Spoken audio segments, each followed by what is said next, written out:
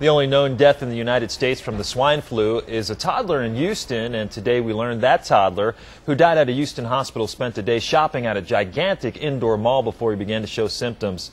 KXLY4 Sally Showman is live in Spokane tonight. And Sally, it's cases like this that concern people who spend a lot of time in confined places like malls and a gym where you're at.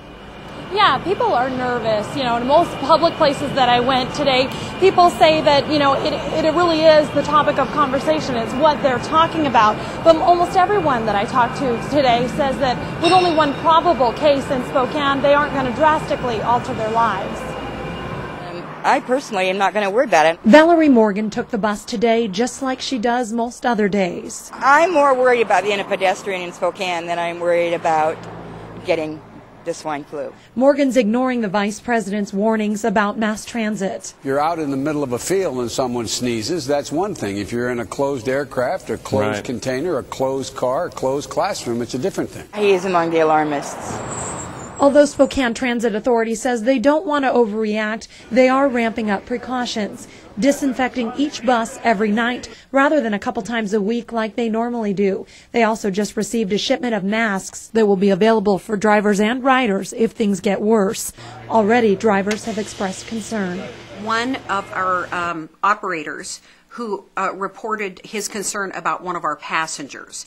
And so we brought his van right in and cleaned it.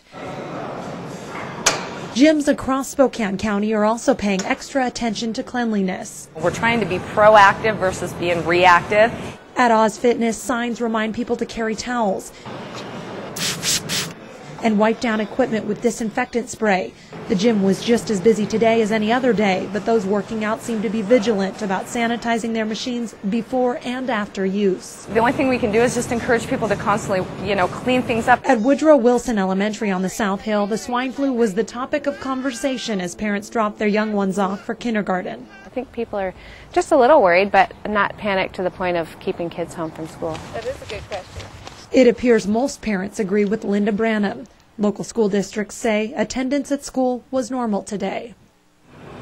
And I also spoke with the Spokane Shock today. They have a home game at the arena this weekend, and as of right now, there are no plans to cancel it. Live in North Spokane, Sally Showman, KXLY4 HD News.